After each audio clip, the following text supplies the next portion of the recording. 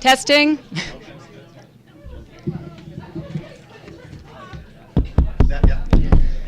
Testing. Do you hear me? Hello? All right. It is 3 o'clock, so I'd like to get the program started.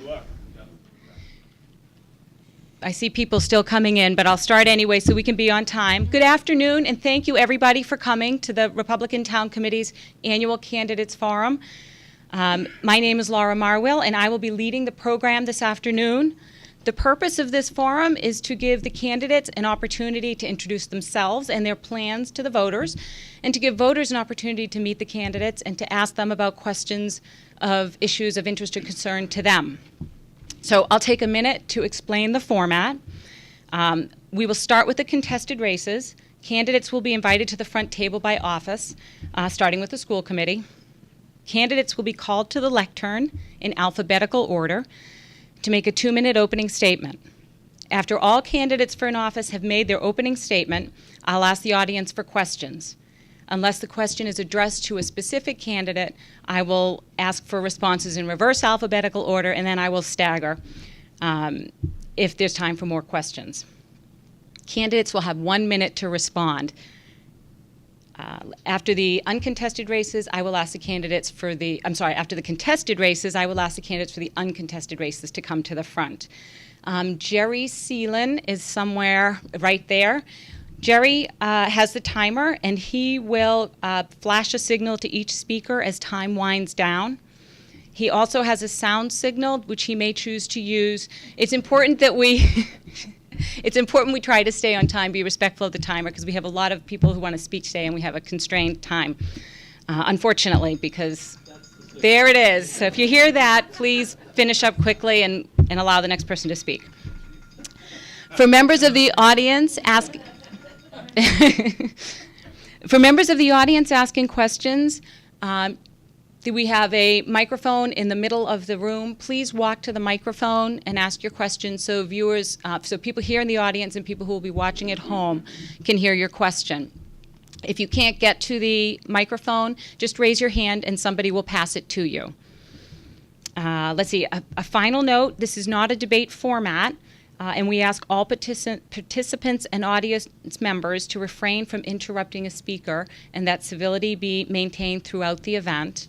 And I forgot to say when I started, thank you all for coming. It is a beautiful day outside, and I know that many of the candidates have already been to Linden Ponds this morning, and some of them have also been to the water company, and now they're here. So we really appreciate, I think this is just emblematic of how Hingham's civic participation it's emblematic of the civic participation, and that is why it's such a great town. So let's get started. I ask that you would please hold your questions until all the candidates have made their opening statements, and then I'll open it up to the floor. And I'd like to invite the school committee to the front table, please.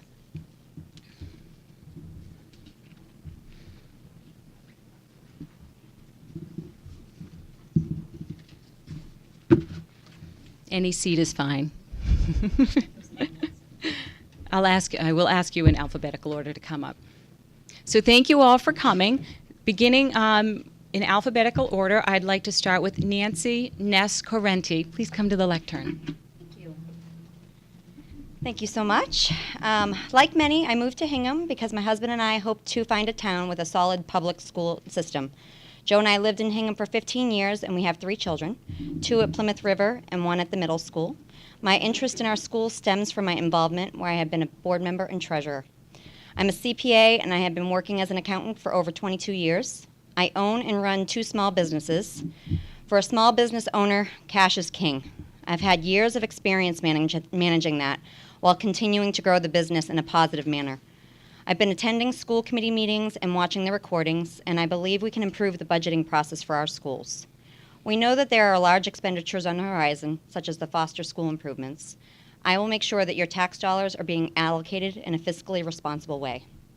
I also strongly believe in programs that address both the physical and social well-being of children. I've implemented and continue to run before and after school programs that emphasize the benefits of exercise in helping to reduce the stress and anxiety in our kids. I believe in collaboration. I believe that will be the key to success. collaboration with parents so that the school committee process is as transparent as it can be, collaboration with Dr. Austin as he transitions into the superintendent role, and collaboration among school committee members. I believe I offer something unique with my accounting background, as well as a fresh perspective to add to the committee. I have a history of showing that I listen, learn, and do my homework. My colleagues from my years at PwC would tell you that I've always worked with integrity and transparency. I hope to get one of your 3 votes on Saturday, April 27th. Vote yes for Ness. Thank you. Thank you, Ness. Going in alphabetical order, I'd like to invite incumbent Carlos De Silva to the lectern, please.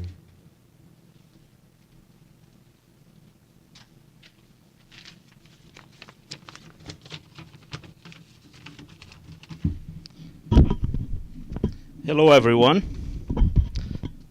Thank you to the Republican Town Committee for hosting this important forum. Thank you to the audience and viewers at home. I'm running for re-election to the school committee so I can continue to serve Hingham community and its students and help the town maintain its excellent education system. Please help me spread the word about my candidacy. Joining me today is my lovely wife, Rita Da Silva, of 25 years. Rita and I are the proud parents of 2 sons, graduates of Hingham Public Schools. We are the owner of our home in Hingham.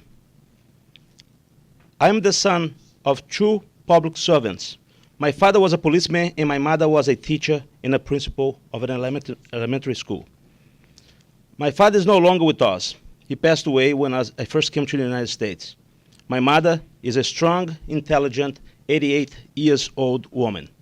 My parents instilled in me and my siblings the importance of earning an education. I came to the United States 30 years ago without speaking one word of English. Today, I am multilingual. I worked 2 jobs while raising my family and put myself through college on evenings and weekends. I earned a bachelor's degree from the National Labor College, where I graduated cum laude, had my senior thesis showcased to the fellow students, and was elected the class of 2002 commencement speaker. I am a state auditor with the Commonwealth of Massachusetts. My wife and I love my paying day job. However, I love my volunteer night job serving on the school committee. I served as a vice chair of the Superintendent Search Screening Committee, and you will hear how successful it was. 2 minutes. Please consider voting for me on April 27. Thank you. Thank you, Carlos. Would Liza O'Reilly please come? She is also an incumbent.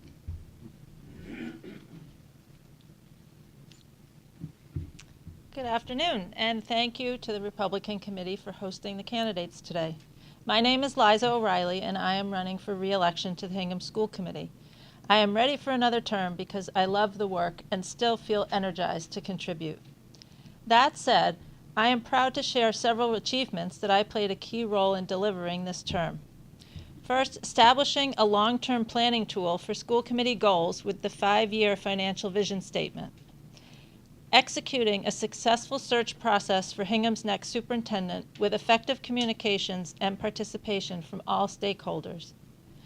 Moving the town toward a solution for Foster School by initiating the SOI process and securing support from the Selectmen and Advisory Committee to reopen the 2017 warrant with the article to establish the School Building Committee. Addressing the challenges faced by special education students and parents and facilitating opportunities to find solutions. And finally, at the request of my fellow committee members, I served 2 years as chair and am currently vice chair, creating a collegial committee focused on the well-being of the students, staff, parents, and the community. I believe in living within our budgets and responsible growth. This has been a big challenge, but I am proud to tell you that despite pressures from state mandates and enrollment growth in the high school, the school budget has stayed at or below 50% of the town budget since before the year 2000. I am excited about our new superintendent, Dr. Paul Austin, coming to Hingham, but it will mean change for the schools and the town. A key reason I am running for re-election is to contribute my experience to ensure a smooth transition. I am also determined to find a solution for Foster School. As your elected school committee member, I will continue to focus on educational excellence and innovation, practical financial planning, and respect for the town meeting process and the taxpayer. Thank you, and I ask for your support and vote on April 27th.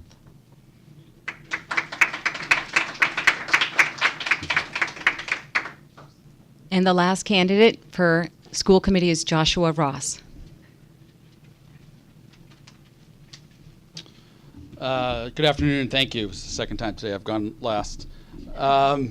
First, I want to thank the Hingham Republican Town Committee for having this. It is great to be here to get out introduction to some of us newbies and to allow us to convey to you why we should be elected to the school committee. A little bit of background, my wife Sarah, who's here today, and I have been in Hingham for just about 13 years. I started off in finance, and about 5 years ago, I ended up quitting my job and opening a small business of photography in town, so total 180. Because I had some free time, I started volunteering in the schools about around the same time, starting off at room parent and then moving on to fifth grade committee chair.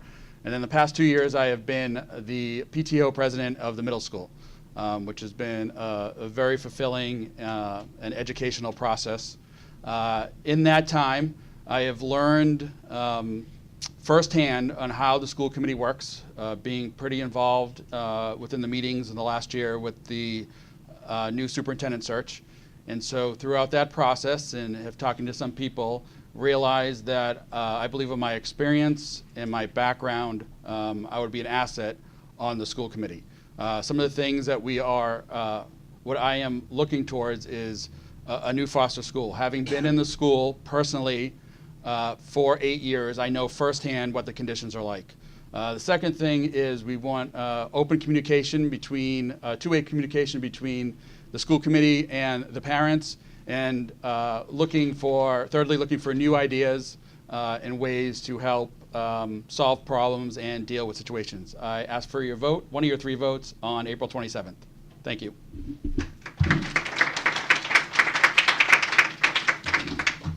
Okay, thank you to all the candidates. They have finished their opening statements, so I'd like to open up to the floor for questions. Does anybody have a question for the school committee candidates?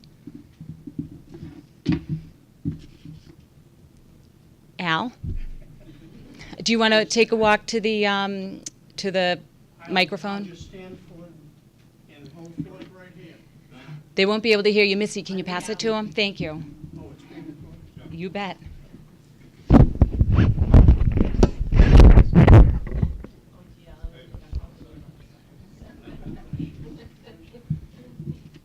My question is this. We've always gotten great people to serve on the school committee. Sometimes after watching the meetings, I wonder why the hell you want to do it. But thank you. And my question is this. I just left a meeting, another forum for the acquisition of the water company, which will be a $108 million purchase. And in the background, it's just not going to affect our budget at all, really and truly, within the town, because it will be paid for by water rate payments. My question to you is, I hear all sorts of background concern about the foster school, and it will be a large expense. I wonder if anyone on this committee has ever considered leasing the Talbots building, which is mostly empty, and moving the foster school into that on a lease basis, not a purchase. And that's my question to you. Your thoughts would be appreciated. That's great. Thank you, Al. And By the way, and then moving the senior center. all right, let's start with the first one. Cut. And I'm going to go in reverse alphabetical order. So we'll start with Joshua Ross, and you can answer from there. Can you hear me? Thank you for your question. Nice, tough one to start off. First, let me say that, as I mentioned, I have been in foster for 8 years, so I know firsthand of the building. What I can tell you is, as far as the options go, we are not allowed, because of the vote taken at the town hall 2 years ago when the building committee was formed, to spend any of the $750,000 in a feasibility study for a new school until we are approved with the MSBA, which will hopefully be in December. So until then, very little work has been done looking at new sites. There has been some site work done, but a full feasibility study on what the full options are haven't been done yet. And personally, any option that would remedy the problems at Foster School, I am fully supportive, whether it be moving to another building that is functional and up to the standards of 21st century teaching, or whether it be a new building right in the location. Thank you. Right on. That's great. And next then will be Liza O'Reilly. Thank you. I agree with Josh that we have to look at all options. But as far as moving into the Talbots building, that's an office building. We have to have a facility that's appropriate for learning for young children too. You know, we're talking about 5-year-olds to 11-year-olds. And so we also want to have the best environment for them. Foster school is not up to 21st century learning right now either. But that's also part of the evaluation process that we would go through, whether it's with the MSBA or with an architect, and making sure that we find what is the most efficient solution, whether it's renovation or a brand new building. We do know that the Foster site we have space there to build a new building that's well away from the water. It's all safe from flood zones. We've done that research. So we have to find the most efficient solution. Thank you. Carlos? Mr. Chambers, that was a very good question. I think you and I will be speaking with one another through telepathy, because I did put the same exactly question to the school building committee before, and I had heard rumors that property would be available, and because there is a possibility that 50 years from now we may see water down where Foster is, I sort of thought that would be a great idea. But the truth of the matter is that we cannot start saying things and doing things until we follow through with voters, right? So when the time comes, perhaps, that we are allowed to do the feasibility study, perhaps they can study that location, although, as Liza just stated, there has been a study already that we can build right at where Foster is. So, but thank you for your thoughts, and that's how we start the conversations, by throwing ideas out there, and hopefully, when the time comes, taxpayer will be on board with that. Thank you so much. Thank you, Carlos. And Ness? I guess at the risk of going last, I agree with everybody. A little piece of everybody's statement. I think we're at the position where we do have to just wait until December to find out what the state is going to do, whether they're going to accept the SOI or not. And at that point, we can go forward with the feasibility study. I would love different ideas on using other buildings and assets that we already have in town. As an accountant, I really like being able to do that, and I think it's efficient and effective. But as Liza pointed out, I think it's we have to do it in a way that's going to be safe for the children, so that they're in the right learning environment. One of the things that I would be concerned about is the rising waters. I know that they have stated that Foster could be built where it is, but the water levels are going up. So I would want to make sure that that is the right decision for many years to come, and that we're not looking back and at a risk of having the issues in the future. That's great. Does anybody else? Jerry? At the risk of belaboring Foster, this is kind of a three-part question. Part one, and with a minute, it's going to be tough, but part one is, do we have a sense of why we have been turned down by the SBA? Part two is, do we have any sense of whether we're likely to get approval in December? And part three is, if we don't, what's plan B? And since this is all going to come up in your term, whoopsie, sorry about that. Time's up. There you go. That reminds me, Mike reminded me, and I forgot to say, please turn off your phones and put them on silence. I will have Liza start with the answers to that question, please. Try and go quick. So why turn down? There is a limited amount of money every year that the state has to allocate. They accept applications, and they take the most needy building that's necessary. We've gotten close, but that's all we know. Last year, there were some much larger projects than our elementary school. Ate up a lot of money. Likely or not, we don't have any idea, but we're working very hard on revising the application. We've used some pro bono help from some architects to tweak it even more. We've added more information. We've had more challenges with the building in the past year, so there's a lot more to add to that application. And if not, what's Plan B?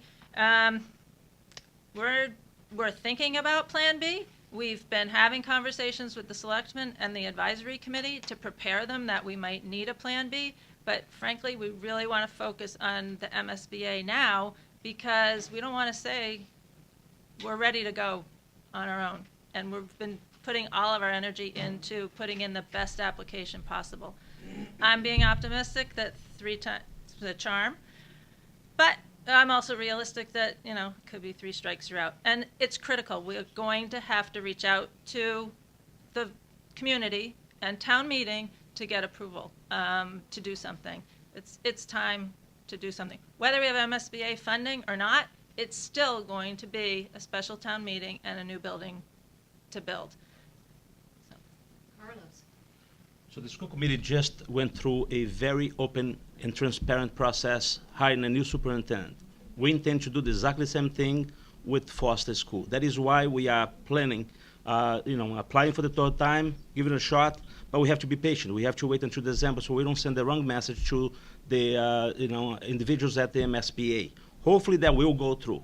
If it doesn't, then Plan B is to come back to you and work with you, and hopefully you get buy-in. Because the truth of the matter is that many of us moved to this town because of the quality of education, and if the quality of our education goes down, the price of our homes goes down. So let's stick together. Let's go forward and get that done. We will turn down because we are competing with several other communities that have perhaps issues that are severe. We have been very fortunate that we have got money for middle school, we got money for the East School. And I was just reminded the other day that I think we also got money for the high school, and also perhaps South. I couldn't validate that, but that's what I was told.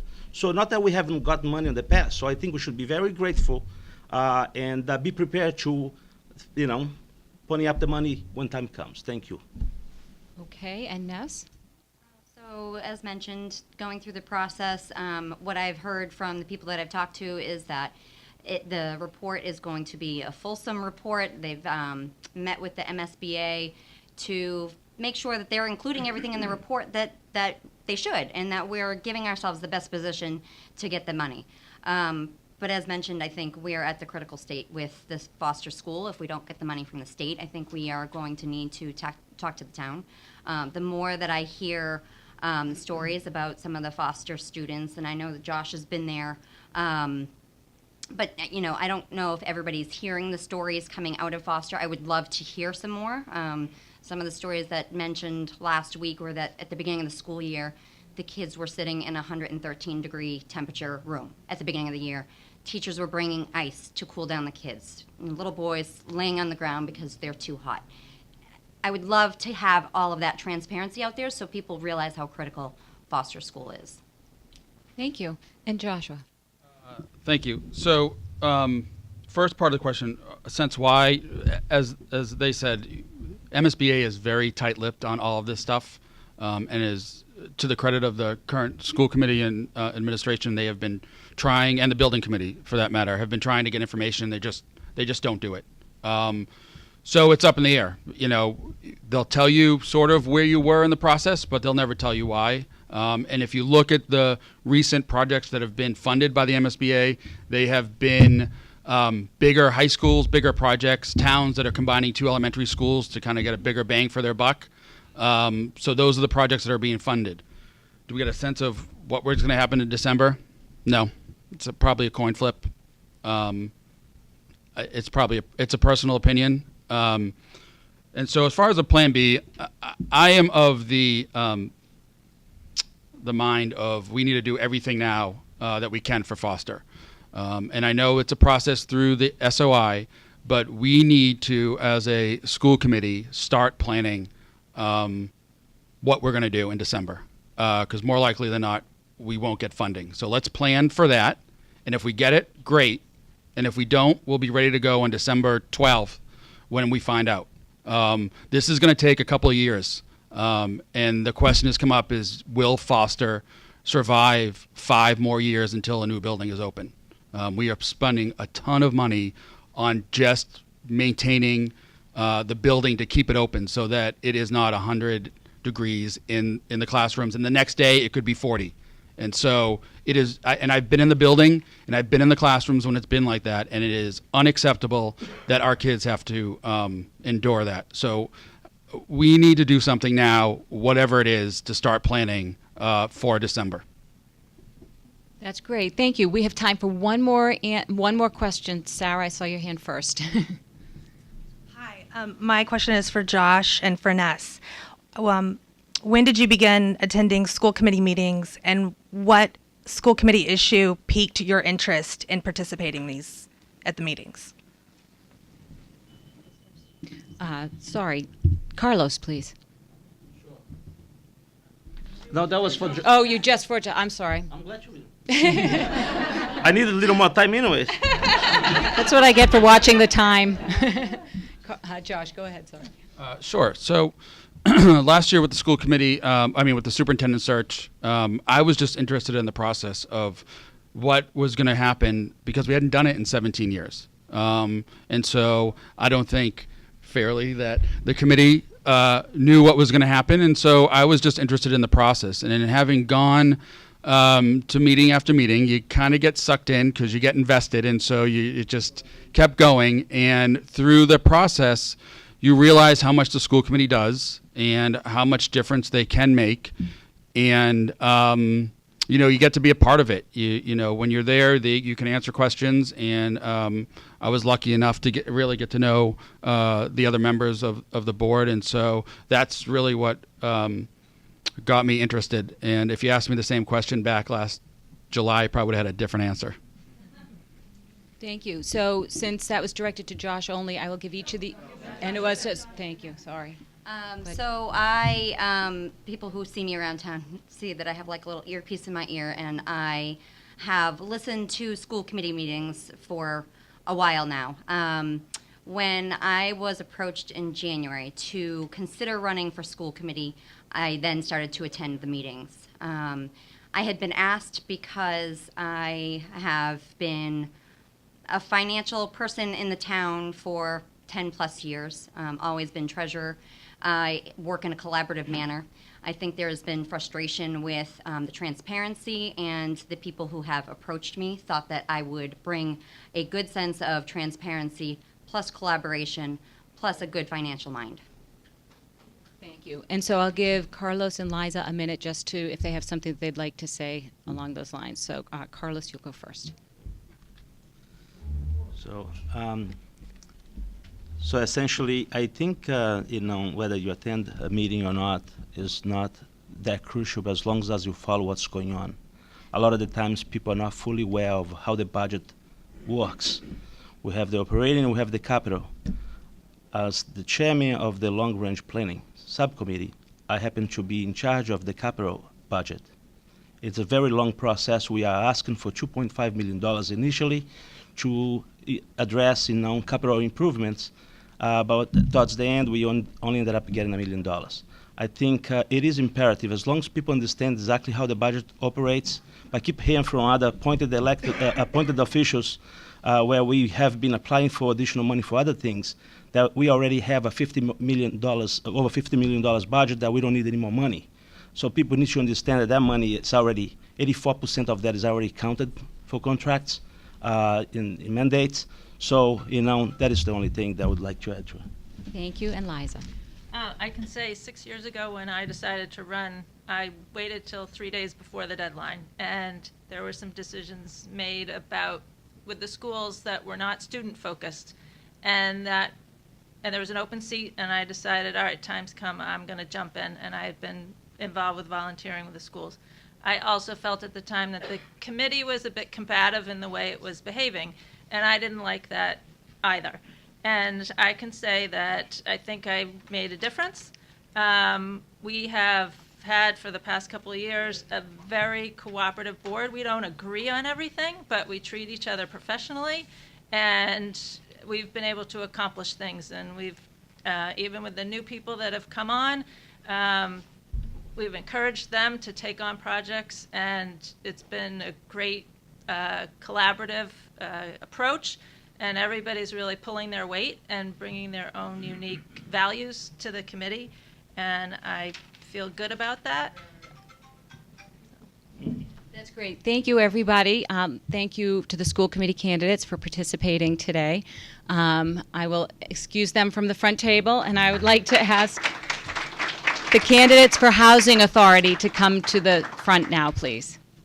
And I apologize for that. One of my jobs up here is to watch the overall time flow, so I was watching the time when that last question was asked, so I apologize for missing it. I'll do better.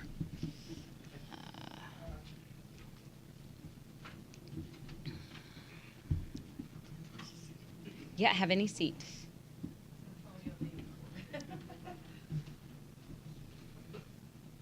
All right, so going in alphabetical order, I'd like to invite the incumbent Robert Keyes to come to the lectern for his opening statement.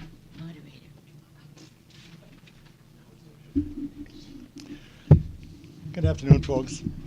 Bob Keyes. I'm seeking a re-election to the Housing Authority to carry forward my 26-year successful record dedicated to the authority's statutory mission to offer a range of safe, decent, affordable housing choices to serve low-income families, the elderly, veterans, and people with disabilities. It's not an easy task due to the restrictions and requirements. The Housing Authority operates on a shoestring budget, primarily funded by restricted tenant rents and state and federal budgetary processes. An authority member has an express statutory imposed legal fiduciary duty to the authority. I would also like to take this opportunity to clear up a misunderstanding about the Housing Authority. Many think mistakenly the authority and its property are part of the town of Hingham government. They are not. While 3 of the 5 members are elected by Hingham voters, the authority is a separate state government entity created under statute.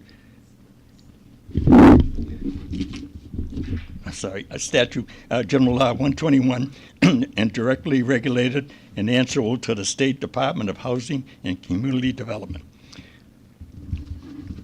Given my 26 years on the authority, I can offer the invaluable institutional knowledge and experience critical to the success of the authority's mission. Thank you.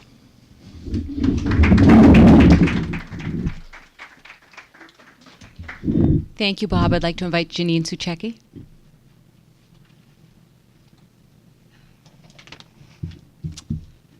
Good afternoon, everyone. Hi. First, thank you, Laura, and thank you to the town committee for holding this event today.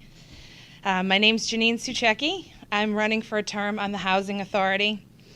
I feel my experiences and history of commitment to Hingham has prepared me to advocate for safe and well-maintained housing for all of our residents. Born, raised, and educated in Hingham, I live here with my husband, Dan, our 2 boys, and my mother, who is active at South Shore Elder Services, and I'm happy to see in the audience today.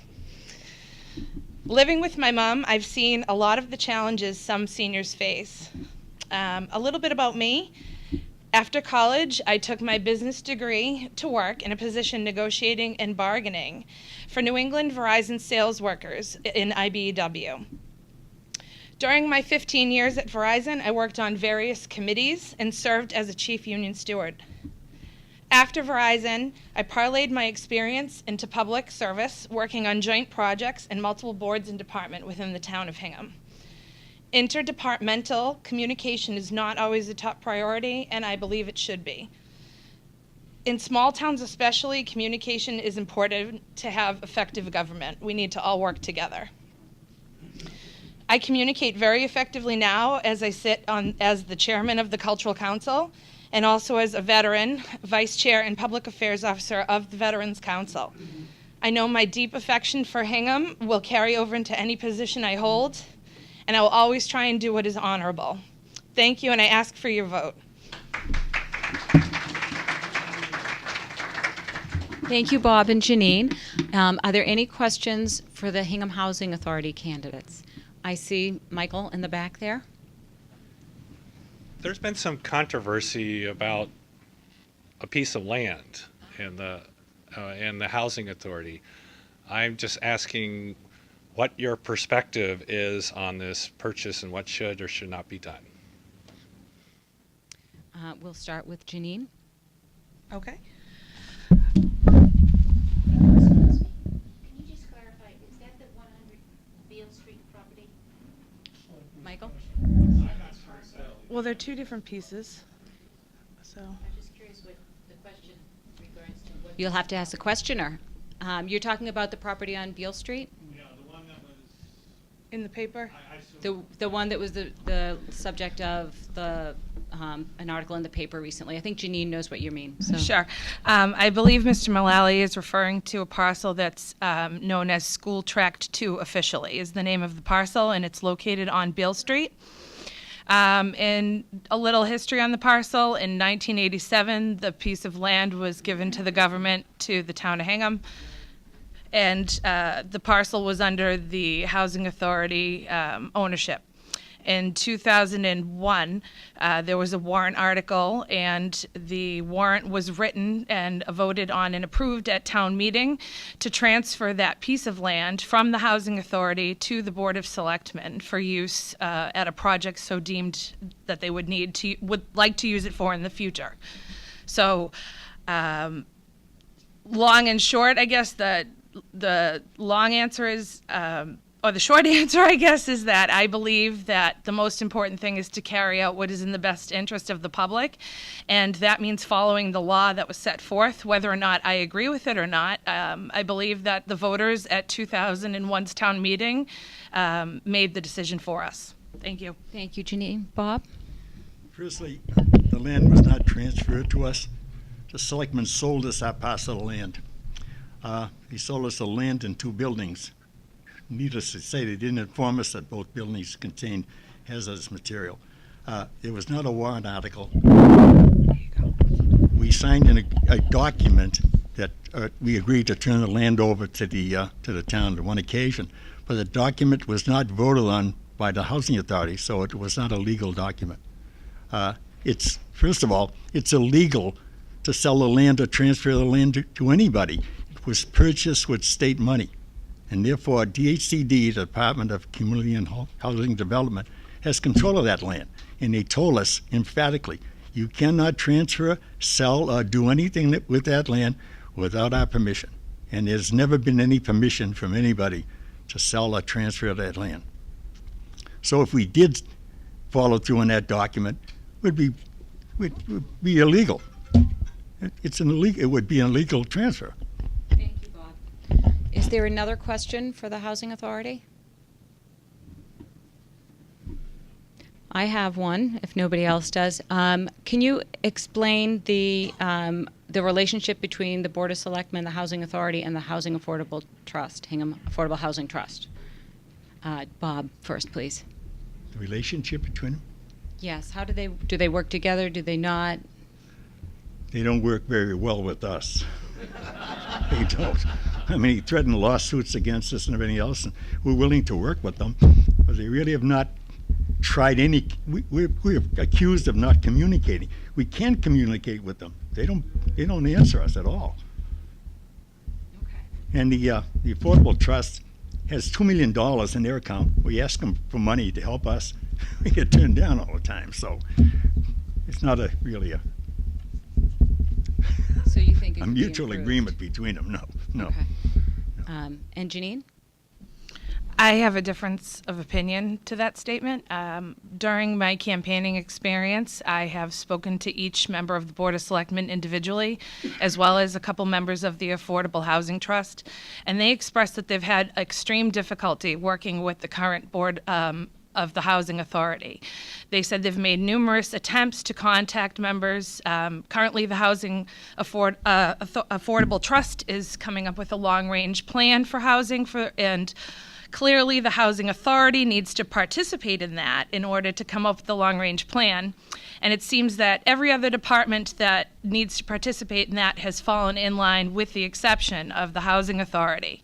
So it is my hopes that, since I currently work with a bunch of different boards within the town, that I'd be able to form a bridge to maybe put the communication process back together for the best interest of the public. Thank you. I think we have time for one more question. I see Mr. Patch.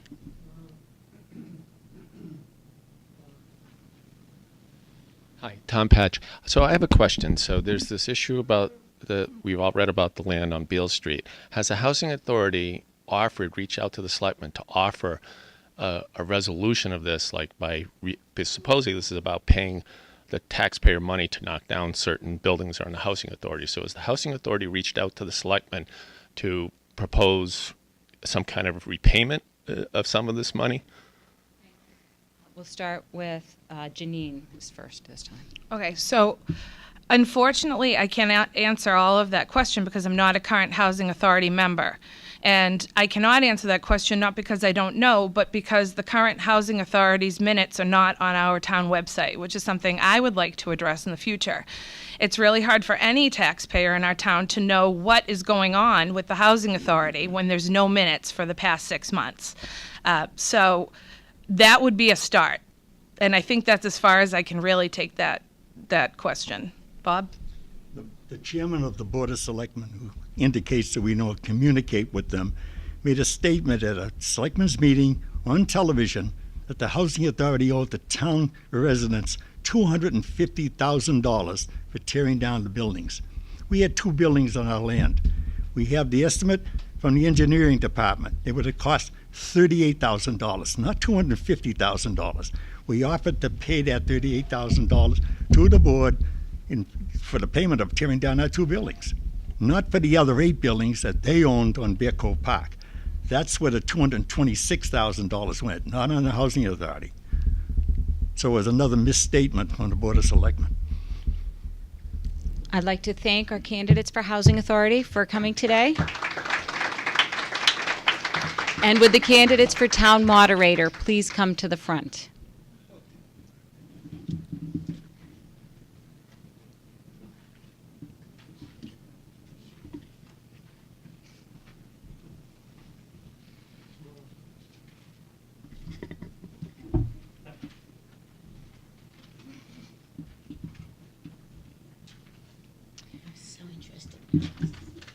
Thank you. I would like to invite, in alphabetical order, Megan Buer to come to make her opening statement, please.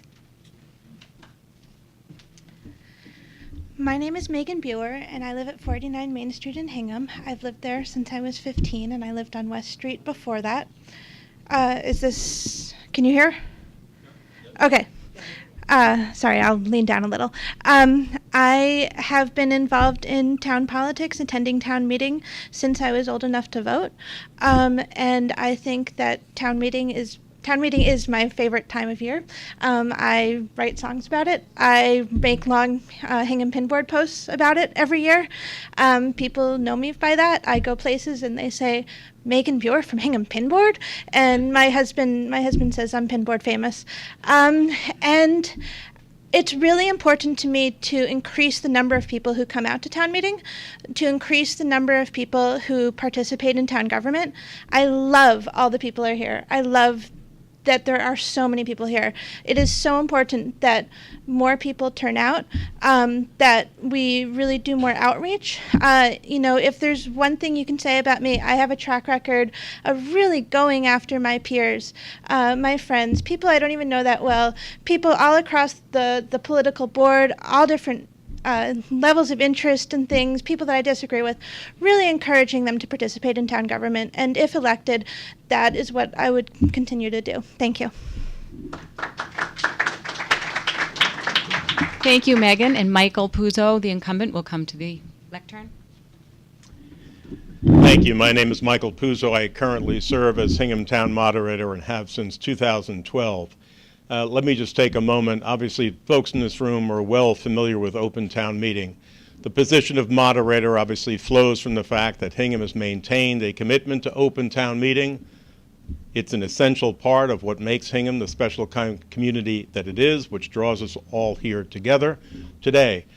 In terms of the obligations and responsibilities of the position, you obviously have to be well prepared for the meeting. You have to understand fully the rules that govern town meeting, both the rules of the Commonwealth and our own bylaws. You obviously have to be able to respond on the fly to matters that come before the meeting, to move the meeting along in a respectful and civil way, but to ensure that while the debate is full and fair, that it is not interminable and that we can move on to make decisions. Hingham obviously has maintained this commitment to having the community, to having each one of us as voters maintain that intense ownership of these issues. It's a critical part of what makes Hingham the special place it is. In terms of the other responsibility that the position entails, the moderator has the ability, the responsibility, the duty to reach out to members of the community, some of whom offer to serve, some of whom volunteer, many of whom fill out the talent bank form that's in the warrant. They fill it out online. I reach out to the community through the town's website, through the town's social media postings, news flashes, the Hingham Journal, the Hingham Anchor. We have interviewed over the past several years somewhere between 35 and 50 volunteers over the course of 5 or 6 nights. It is an essential part of what I do as moderator. I look forward to continuing to do it for at least another year. Thanks. Thank you, Michael and Megan. Are there any questions from the audience for the town moderator? Do I need to get you started? Yes, Leah. I'm almost reluctant to ask this question, but because sadly it's become so toxic in our town. But in that you two will be in positions for appointments, I'm just curious how you stand on the aquarium issue. And either one can answer. We'll start with incumbent Michael. As you can imagine, the position of moderator requires that one be even-handed, that one show no bias. I am prone to making faces. My wife always reminds me to not making faces other than kind of smiling benignly. So that the meeting will make the decision on Aquarian. The important thing on Article 10 is to have a full debate to make sure that the folks who might be pro-acquisition have a fair opportunity to make the case, that the folks and voters who are opposed to an acquisition have the opportunity to make the case, and that at the moment that we come to vote, that everyone understands fully what's before us and an informed decision is made. The moderator it would not be appropriate for the moderator to express any opinion on that substantive matter. Thank you. I'm not the moderator, so I can. I personally am pro purchase. However, I think that there's been some really good debate. I think that there has been some ugly debate too, but I think that there has been some really good debate. I've enjoyed going to the advisory committee meetings and hearing the conversation, hearing what the two dissenters have to say. I look forward to hearing more of that at town meeting. I think that, even something that I think is a good idea, one single idea can't exist in an echo chamber. It's important to reach out across the aisle, to reach out to different perspectives. Even if you are for something, as I am, I've heard plenty of things that from opponents who I agree with, who I think are good points, and that helps refine my opinion. It's the whole Socratic method writ into government. Thank you. Anybody else? Yes, somebody in the back. Yes, I'm Meg Mullally. I live on 14 Cushing Avenue. My husband and I have lived in Hingham, North Hingham, for almost 25 years now, and we love the town. We raised our 2 girls here. But lately we've been feeling that North Hingham is not being well represented in the town. The explosion of housing units along 3A, the traffic that that has increased there, and the neglect of the foster school. And I'm just asking Megan, how would you, when you appoint advisory committee members, would you be looking at making sure that there are representatives from the Foster School District, from North Hingham, and for Mr. Puzo, how have you been choosing and members of the advisory committee? Do you consider the geographics of the town? Thank you. We'll let Megan answer first. Absolutely. Actually, at the Democratic Town Committee's candidates evening, someone asked if I thought that the advisory committee should be elected, and I am very, very pro-democracy, but I think that there's also something to be said for appointing a cross-section of the town to the advisory committee, and that definitely includes geographically. Someone actually sent me this the other day. The way the school breakdown works is that currently there are 2 advisory, and this could be slightly off by 1, but I think it was 2 advisory members in the East District, 2 in the Foster District, 2 in the South District, and 6 in Plymouth River. And I think that can help affect. Does that add up to the right number? I can't. It's very similar. It was half or nearly half of the advisory committee lives in the Plymouth district, the Plymouth River district, and I think it is important to look at a cross section of people. I think it's important to look at a cross section of careers. Do we have any advisory members who are teachers in the public school system? Have we ever? I honestly don't know. That's a rhetorical question. Police officers, firefighters. We have a lot of really, really knowledgeable people who tend to be lawyers or in finance, and that is very important for. Oh, sorry. You may have missed the beginning. Sorry. When the buzzer goes off, time's up. Sorry. It's very nice. Michael. Yeah. In terms of the time that I have had the duty of appointing citizens to every committee that moderator is obliged to appoint citizens to, but in terms of advisory, obviously, advisory plays an integral part in the working of the town. It's our finance committee. I begin first and foremost to fill the perhaps 5 or 3 in a given year slots that are open with the best qualified people who present themselves for service. That's first and foremost. I certainly pay attention to looking for age differences, backgrounds, if there are specific skill sets that are going to be required. I'm trying to put the best team on the field. I certainly pay some attention to where people live, how long they've been in town. I have made a commitment to put younger people on advisory, people who haven't necessarily served 10 or 20 years in various offices. That's how I do it. I try to drum up as much support as I possibly can, and I think the appointments have been sound appointments. Thank you. Anybody else from the audience? I see Sarah. Yeah. Hi, I just have a quick question about leading off of Ms. Mullally's comment.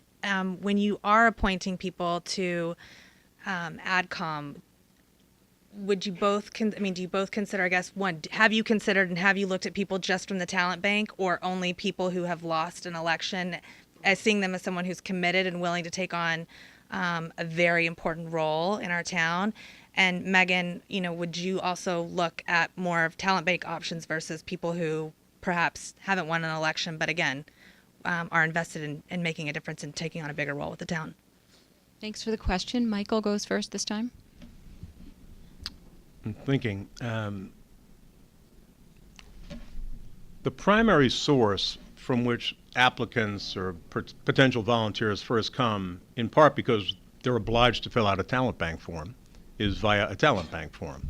I have had occasion to look for specific skill sets, somebody who has a particular expertise in municipal finance, for example. I am not committed, despite having practiced law for 42 years, populating the entire advisory committee with a bunch of lawyers. Lawyers have certain functions and abilities. They lack others.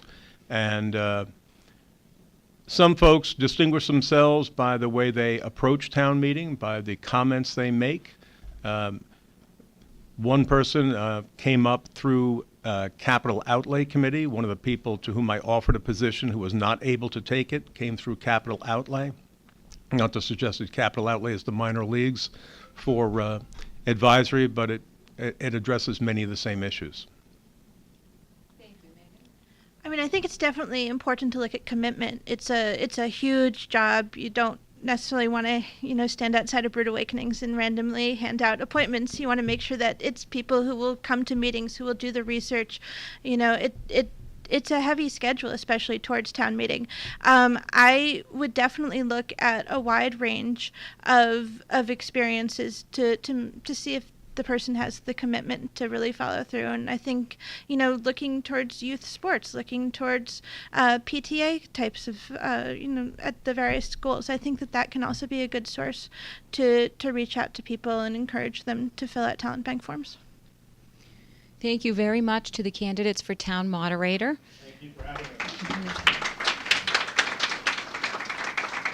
You're welcome. So that's the end of the contested races, but we have three candidates for 4 of the uncontested seats. So I'd like to invite to the front Joe Fisher, who's running for Board of Selectmen, Kevin Ellis, who's running for Planning Board, and Kirk Schiltz, who's running for both Board of Health and Sewer Commission.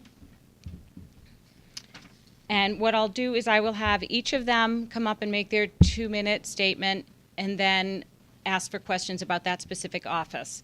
And then we'll move to the next and we'll move to the next. I think that will be the best way to have it go forward. So starting with Board of Selectmen, I'd like to invite Joe Fisher to come to the lectern, please.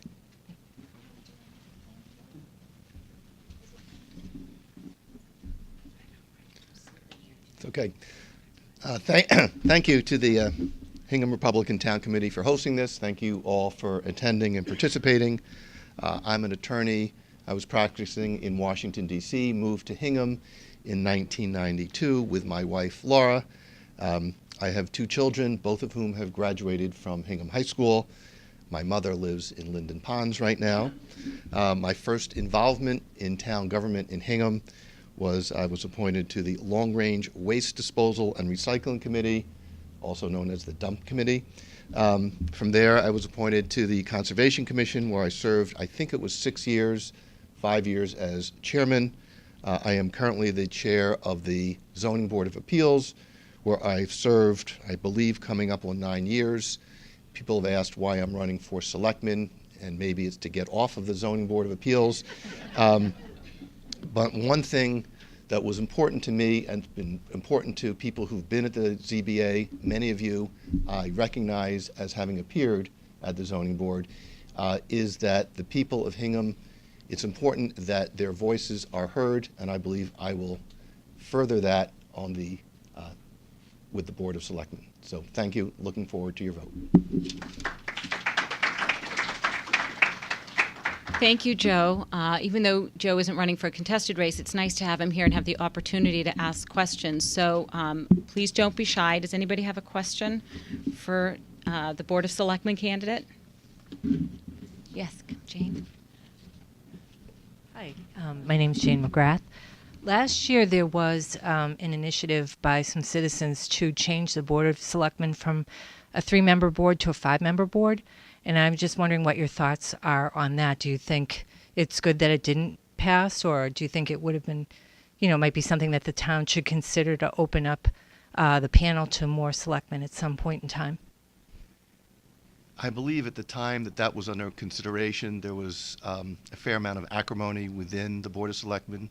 I believe that time has passed. Right now, I think the Board of Selectmen are working effectively as a board of 3. I have not considered whether or not expanding the board to 5 would be advantageous. That's certainly something I would look at, but it's not something I've currently focused on. Thank you. Are there other questions? Al?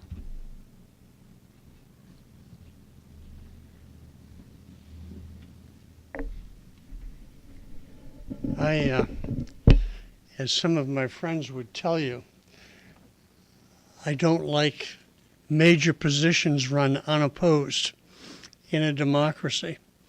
I'm delighted you're here, but I'm going to ask you tough questions too. Well, I ran without any experience whatsoever a long time ago. I ran against Garrett Bradley, and then after that I ran against Paul Healy, who was perfectly qualified but unopposed. And My question is this. The town is a big town now. This is no Mickey Mouse operation. See, the value of the real estate within our 30 square miles is $7 billion. Now, part of the thing about being a selectman over the past 10 years or possibly longer that I can remember is candidates for selectmen get up and say, you know, we're going to hold the line. We're not going to increase taxes. We're going to make everybody offer equal services at the same level of taxation. Beg your pardon? No. Please. So anyhow, we're looking at, we have 2 old fire stations that were gifts from the Navy in 1943. We need schools. To my great distress, we're letting our parks go to hell. You don't dare take a walk in the town forest anymore. It's dangerous. It's a fire hazard. It's mostly dead. We have an island that used to be a beautiful park in Broad Cove to the right of the auction house. That has been allowed to go to gross overgrowth. Are you running again, Al? No, I'm not, Chandler. But I'm giving him a very formulated question, Alec. So my point is, at some point, somebody has to step up and say, we're going to have to increase taxes to cover the needs of this town. Can you do it? And do you want to do it? So the answer is yes. It is the responsibility of the selectmen to safeguard and really. That was a really quick 2 minutes, but it's clearly the responsibility of the selectmen to safeguard the town and to preserve its resources and to enhance those resources. And to the extent that there are identifiable needs, and you've done a great job identifying needs, those need to be addressed, whether that requires a look at taxes or reallocation within an existing budget. Those questions need to be heard by the selectmen and answered. So that would be a yes, I will be looking at those questions. And thank you for asking. I see anybody else? I see Michael. Go ahead. I'm just curious to your stance on tax classification. Right now, businesses and residents pay the same property tax rate. Do you wish to continue that, or would you like to change it? I know there's been discussion in the past about whether or not businesses should be paying more. We know, my position is they should not. I think it should remain the same. About half of the budget is devoted to schools. The ability to send someone to Hingham schools is with the residents. None of the businesses can send their children to schools. If you are a business and you don't live in the town, you can't take advantage of, you can't go to the dump or the transfer station.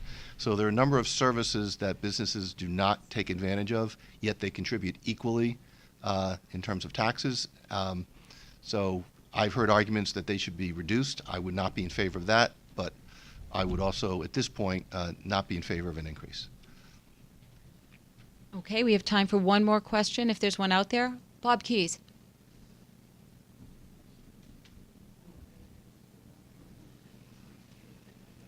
The question on 3 or 5 selectmen. I've been attending boards since Mason Foley was the chairman. That was 45 years ago. I've seen them all. And when you get 2 selectmen jumping on the 3rd one, you're going to have one ineffective vote. And it happened. It happened with Gannon. So you got one ineffective vote. It didn't work at all. So 5. It's pretty hard to get 4 to go on against 1. But it's much easier to have 2 go against 1. So I've been pushing for 5 for 20 years more. So I don't see what the argument is. Pardon? Your question in there? Yeah, there's a question here. Why not 5? I've been on the zoning board for almost 9 years, we are a board of 3. We have been functioning very effectively. I think having 3, it has, in some instances, forced collegiality. We all respect each other.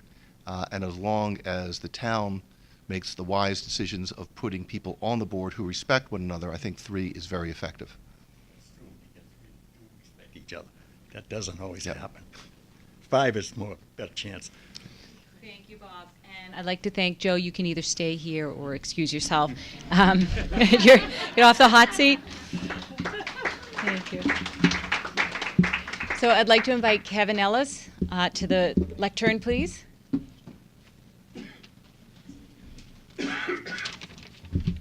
Good afternoon. Thank you for having me. As you know, I am running unopposed, so I just want to take this opportunity to introduce myself so you could put a face to the name on the piece of paper.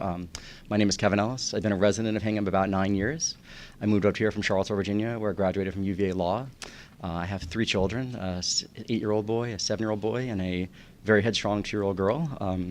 And I live with my wife, Sarah, on the north end of town, right near where the old Tedeschi's used to be. Since I moved into town, I really started my civic engagement right away. I joined the HDIC, which is the Hingham Development Industrial Commission. I've served 2 terms on that board. I was recently appointed to the Fire Station Committee, although I imagine I won't continue to serve on that committee if I am elected to the Planning Board. And on the volunteer side, I also served in the Newcomers Committee, helping organize, kind of generating an interest in kind of a men's nights out and men's activities to try to balance the organization out. Professionally, I am a practicing attorney in what we call the private client practice. It's really a practice built around people and people's needs. And so much of what I do is just listening to people talk about their issues and talk about their problems, and applying my knowledge and the law to help them solve those problems. And to me, that's exactly what this job is. It's listening to people that have ideas about development. It's listening to people that have ideas about where the town should go and what a project should look like. It's listening to people in opposition to those ideas, and it's looking for common ground and a common solution to those problems. And hopefully, achieving a good result that everyone feels like they've been listened to and all the issues have been addressed. It's not that something should or shouldn't happen. It's just that everyone feels involved in the process and that their issues have been heard. And, what they want to happen is almost secondary to the process that occurs there. So I'm very excited to run for this position, and I'm honored that I'm here, and I'm happy to answer any questions that you have. Thank you.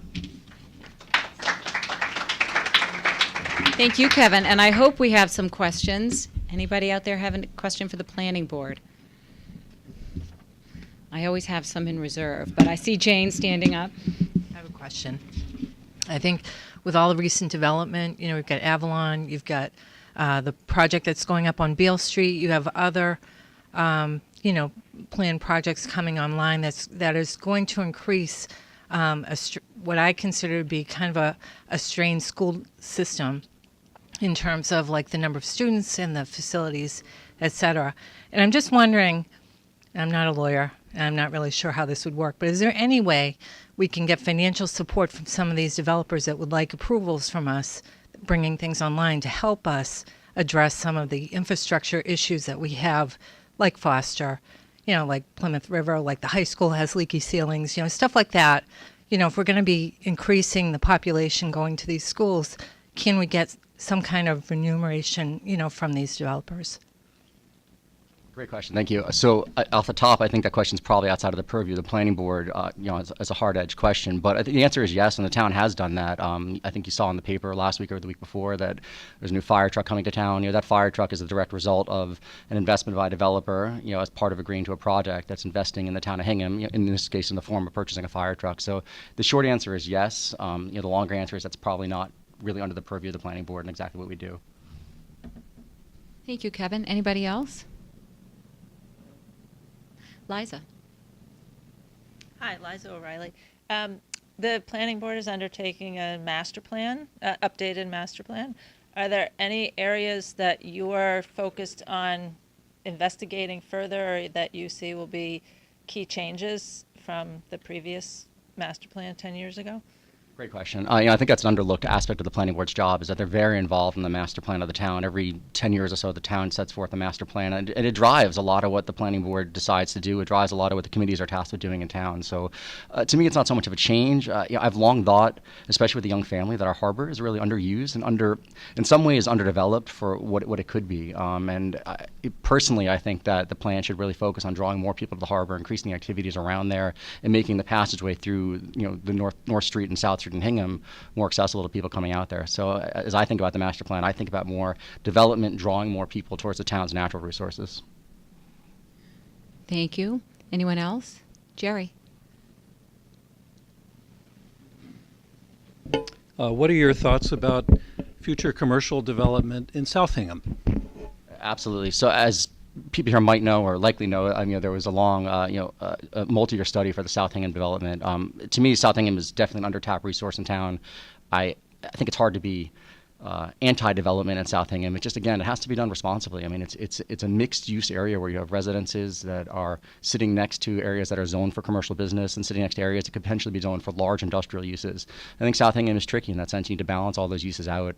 Obviously, there are also limitations on resources, sewage and water being the two primary ones that have to be addressed there. So I certainly am pro-development in the area, but again, it has to be done within the constraints that we have, and thinking about long-term what kind of strain it would put on the resources that are there.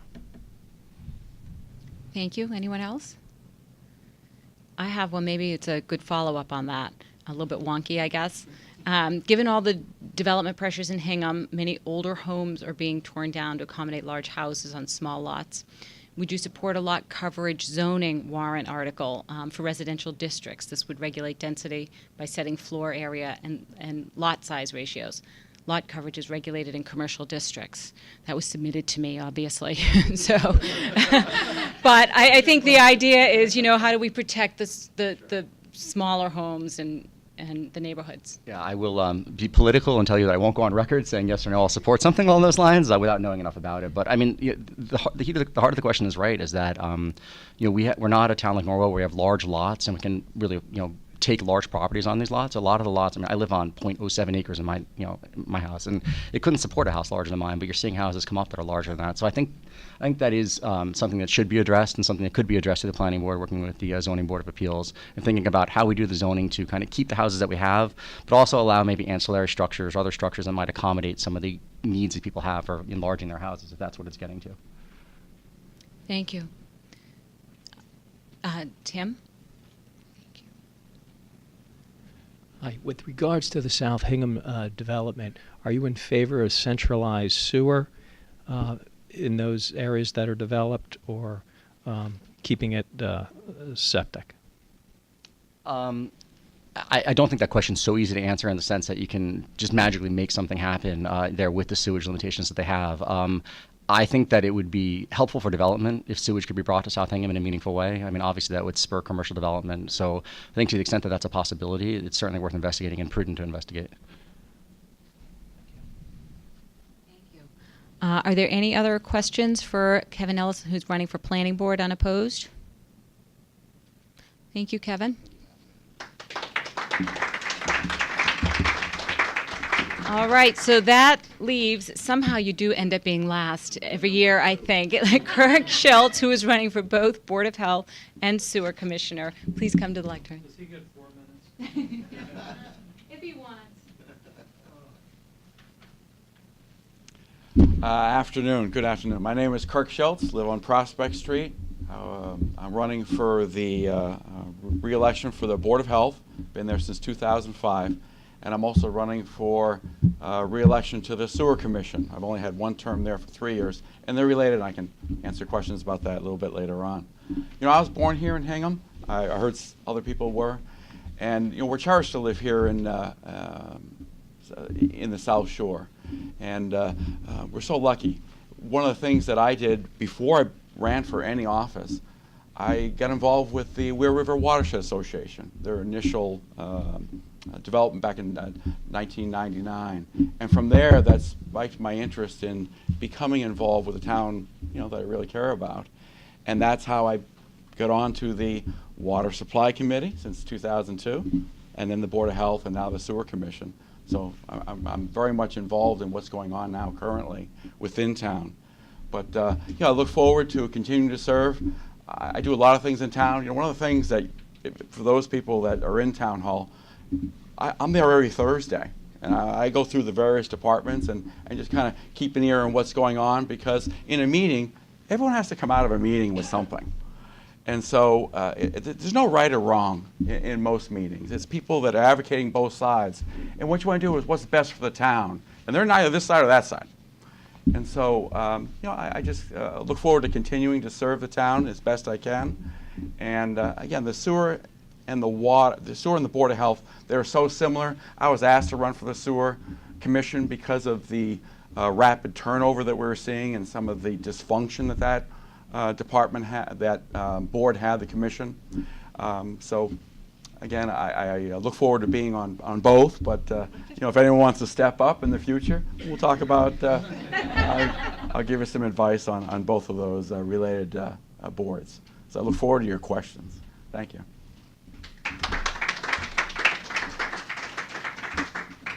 Thank you, Kirk. Are there any questions from the audience? He teed one up for us.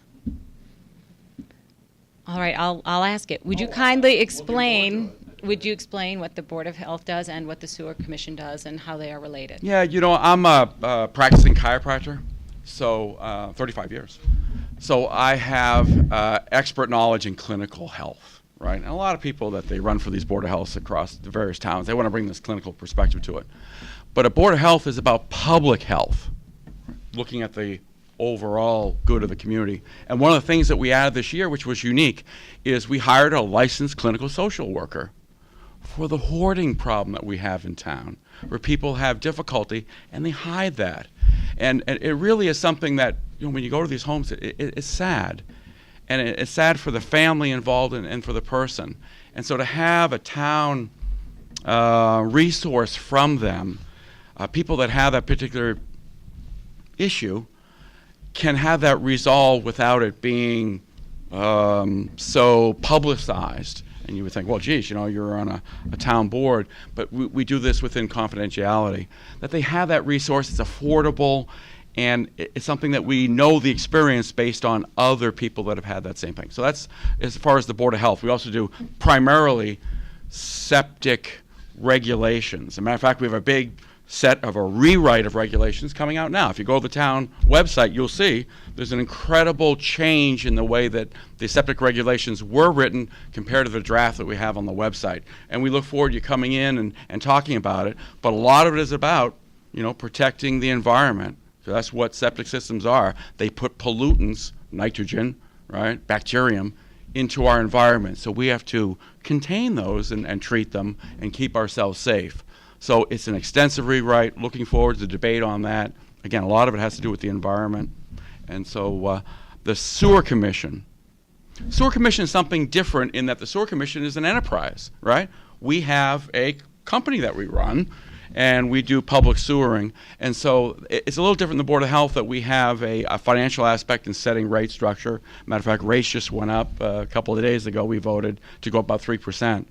But the town is unique that we're one of the few that has a large, 2/3, which is septic, and then 1/3, which is sewer. So we have a different mix to the town. It really is kind of cool compared to a lot of towns that are homogeneous across the face of the community.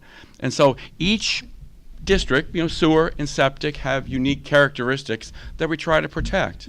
There are a couple of 40B projects that came through, right? One over at 901 across from the water company, and then one over at Riverstone.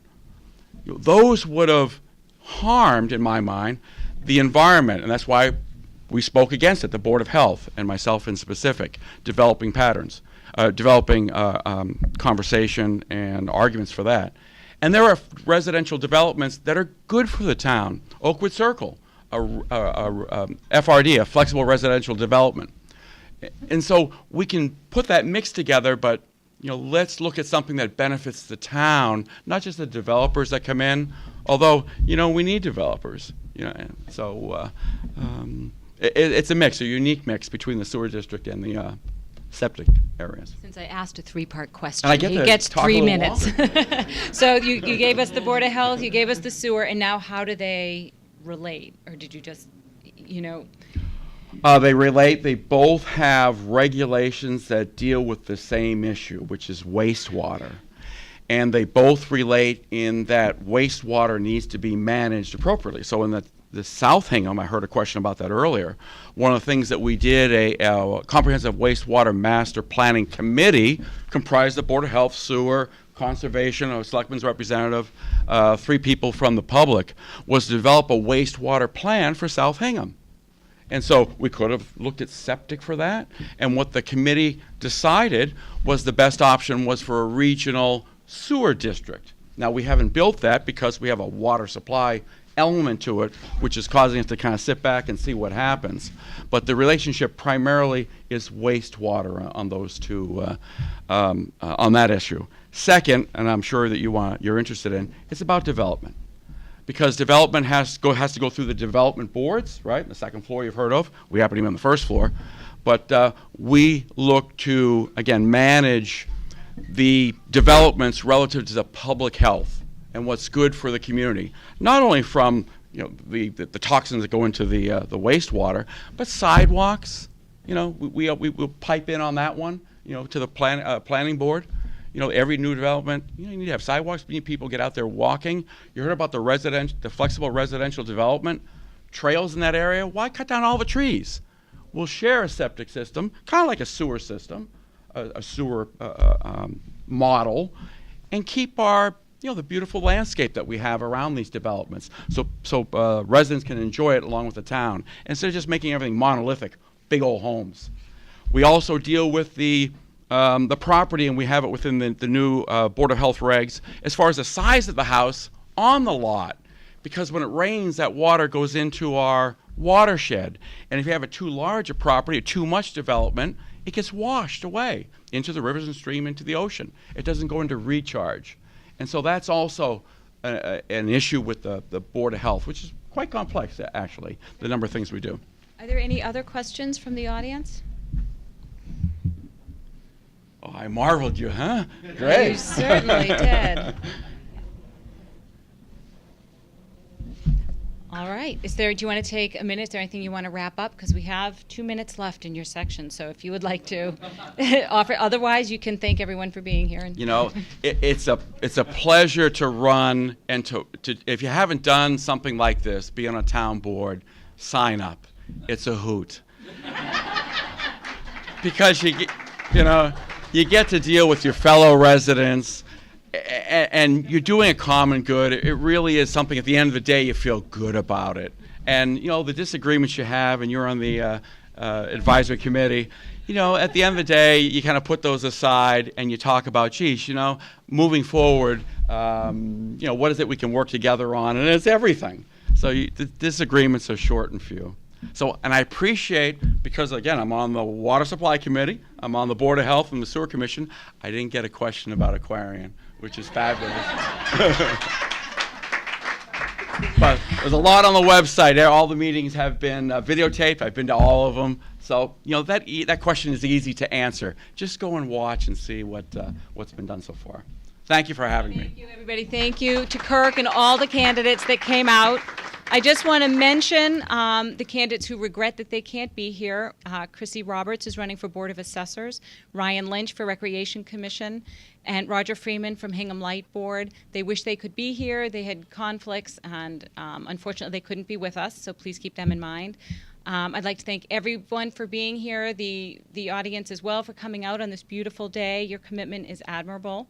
Particularly, I'd like to thank my colleagues who helped me organize this event. I'd like to thank the library for hosting us, and Harbor Media, which is recording and will be airing this forum on the Hingham channel leading up to the election. So town election is Saturday, April 27th. Please don't forget to vote. And this concludes our program this afternoon. Thank you all very much.